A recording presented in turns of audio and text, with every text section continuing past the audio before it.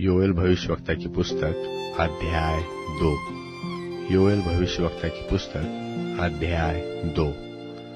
सियोन में नरसिंगा फूको, मेरे पवित्र पर्वत पर साज बांधकर फूको। देश देश के सब रहने वाले कांप उठे, क्योंकि यहोवा का दिन आता है, वरन वह निकट ही है। वह अंधकार और तिमिर का दिन है, वह बदली का दिन है। अंधियारा ऐसा फैलता है जैसा भोर का प्रकाश पहाड़ों पर फैलता है।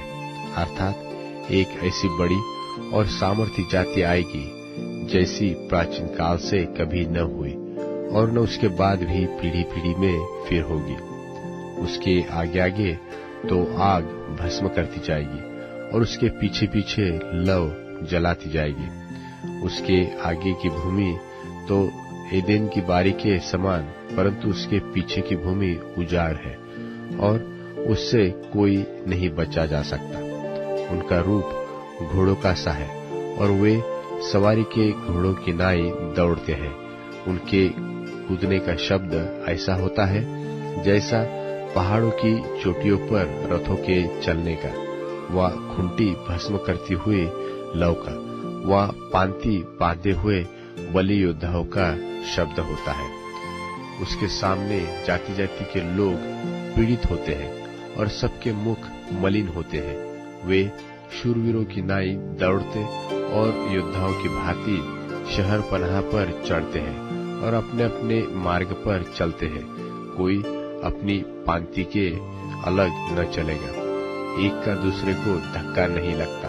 वे अपनी अपनी राह लिए चले आते और शस्त्रों का सामना करने से भी उनकी पांति नहीं टूटती। वे नगर में इधर उधर दौड़ते और शहर पनाह पर चढ़ते हैं और घरों में ऐसे घुसते हैं जैसे चोर खिड़कियों से घुसते हैं। उनके आगे पृथ्वी कांप उठती है और आकाश थरथराता है। सूर्य और चंद्रमा काले हो जाते हैं और तारे नहीं झलकते और यहोवा अपने उस दल के आगे अपना शब्द सुनाता है, क्योंकि उसकी सेना बहुत ही बड़ी है और जो उसका वचन पूरा करने वाला है वह सामर्थी है। और यहोवा का दिन बड़ा और अति भयानक है, उसको कौन सह सकेगा।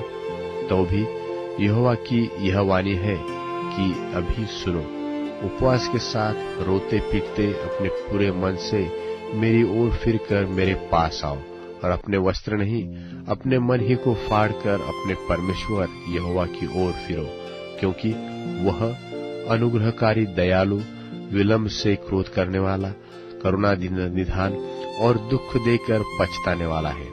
क्या जाने वह फिरकर पछताए और ऐसी आशीष दे जिससे तुम्हारे परमेश्वर यहोवा का अन्न बलि और अर्घ दिया जाए। सियोन में नरसिंगा फूंको, उपवास का दिन ठहराओ, महासभा का प्रचार करो, लोगों को इकट्ठा करो, सभा को पवित्र करो, पुरनियों को बुला लो, बच्चों और दूध पीओं को भी इकट्ठा करो।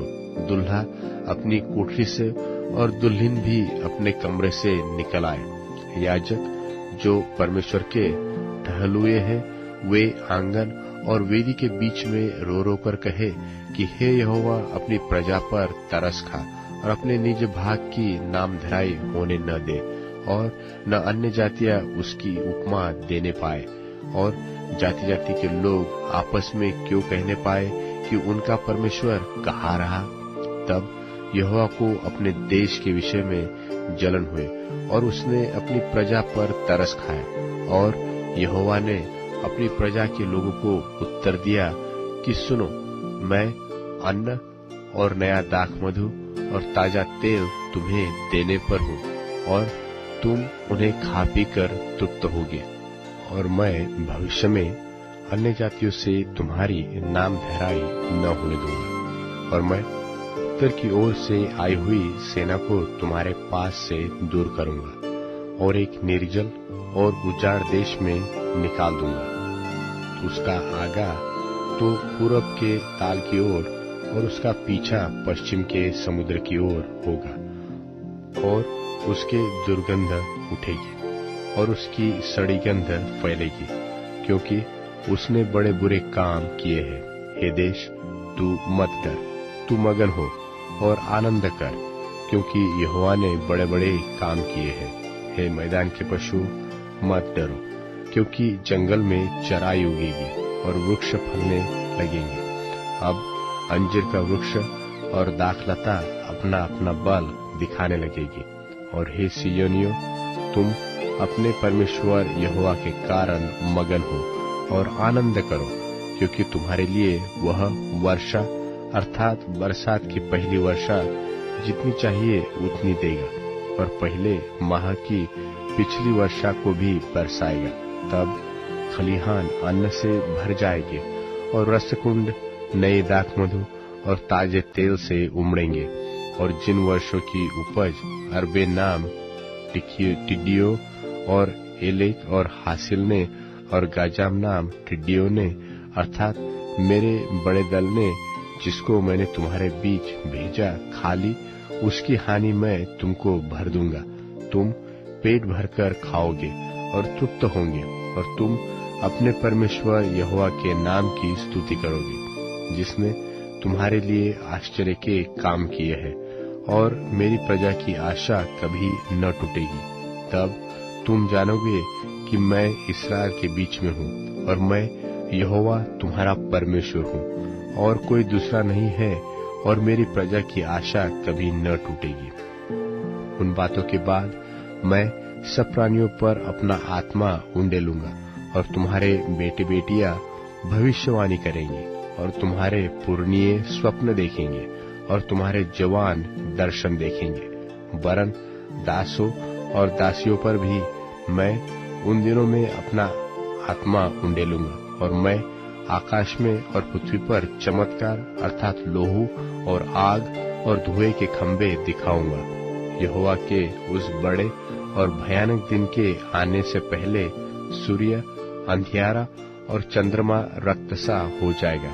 उस समय जो कोई यहोवा से प्रार्थना करेगा वह छुटकारा पाएगा। और यहोवा के वचन के अनुसार सिय्योन पर्वत पर और यरूशलेम में जिन भागी हुओं को यहोवा बुलाएगा वे उद्धार पाएंगे।